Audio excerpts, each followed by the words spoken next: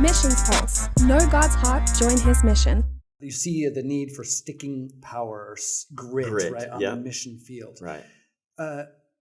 Has all this kind of waned in the Western world where we're moving into a post-Christian society? We see the rise of this global South missionaries. You got Brazilians and Nigerians. They're passionate right now about missions. Right. It's awesome. Where does that leave the North American church as a whole? Are you a glass half full, glass half empty kind of guy when you look at missions overall? Sure. I'm a glass half full kind of guy, but I want to. My glass is half full. I'm getting towards empty, but it doesn't necessarily represent my views. Right. So, I'm a glass half full kind of guy, but I also want to work at fixing issues that are in existence. So I'm thankful for the Global South, and we need to do a better job at partnering with them and raising up missionaries from the Global South to go to unreached people groups around the world. That being said, I've read in some articles, some scholars are saying it's time for America to pass the baton off to the Global South. No, it isn't. I don't agree with that. Because to pass the baton insinuates that we stop running. I see. And that's not biblical. So you look at missions not as a relay race, pass the baton, move off to the sidelines. Absolutely not. Is it more of a broader marathon?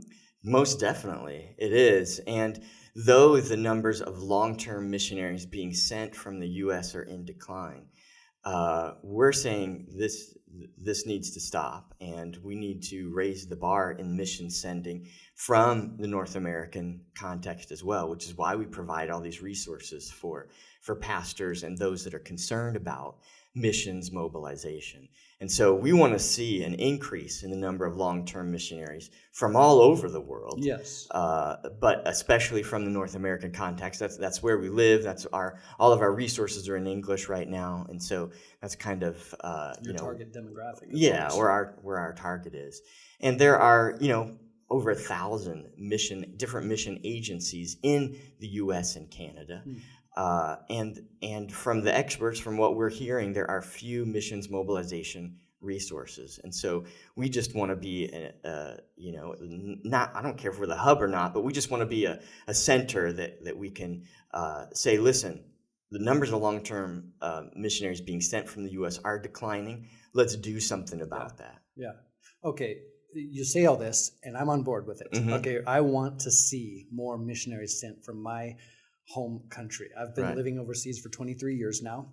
I am from America, but I also have sensed the loss of a zeal or zealousness for mission as I've kind of returned to America, try to speak about missions, try to communicate unreached peoples. And here's the thing. 51% of churchgoers in North America, as per Barna Research, 2018 March, I think, don't know what the Great Commission is. Right. Okay, so we have all these people, more than half, who don't even know what the Great Commission is. Then, on top of that, we're pretty sensitive about our own comforts and securities, right? That's kind of an American quality. It's a human tendency, to be fair, for sure. But I don't find it a prerequisite in the gospel. Jesus talked less about our comforts and securities than he does obedience to the Great Commission, to his call. Right. So all these things are taking place, and it scares people away from going. You have coronavirus, COVID-19 right now. You think people are going to move to Southeast Asia to be a missionary? I guess I see all these hurdles and barriers. How do we really see missionaries go, or an increase of missionaries from North America? Is it possible? It is possible. I'm being rhetorical. Yeah, it is. Absolutely. It is possible. And me being in the academic world, I think it starts in our Bible schools. Certainly our churches with senior pastors as well have a big responsibility in missions education. There's the Perspective course, there's the Kairos course. There's some great tools that are out there that pastors and colleges can use. I was talking to another missions leader yesterday, and he said, in our colleges in America, missions is waning. Intercultural Studies, and he named a few examples, and I looked at him and I said, well, not at Trinity. Good. We've got just a small student body out in the middle of nowhere Where, really. by the way? It's Ellendale, North Dakota. Okay. You can barely find it on a map. I'm telling you, it's not the end of the earth, but you can see it from there. I see. Okay. I see. Just over the tip of the horizon. That's right. Well, as North Dakota's pretty flat. But we've initiated, so missions is on the increase. In fact, we send all of our on-campus student body around the world every single year. Oh, really? Doesn't matter what your major is. You can major in business, you can major in elementary education, pastoral studies, intercultural studies, whatever.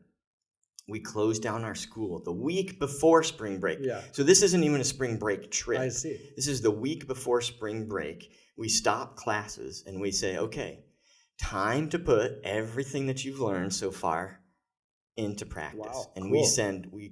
we send all of our students around the world. So we've had teams in India and in Thailand here, which is one part of the reason why I'm here. I was going to say week. the team was just here in Thailand, right? Was just last here, week, right? And so our whole student body was mobilized. Wow. Okay. To go, and some of it was in the States, you know.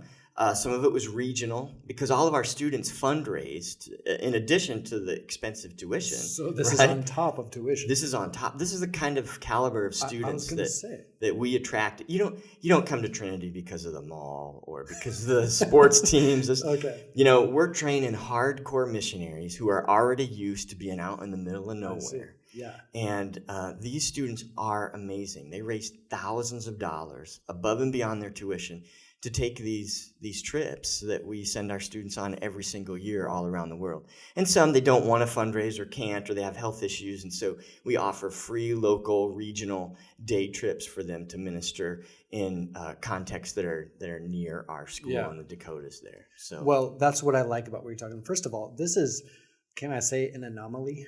I mean, I don't hear this being spoken of on a broad scale. I love that is taking place, that mission zeal. I can almost taste it. It's palpable. Yeah. I got to come visit you guys. Yeah, it would be awesome to have you. But I also like how you pointed out how not everybody is going to be able to or called to go overseas, certainly not long-term, perhaps not even short-term. Yeah.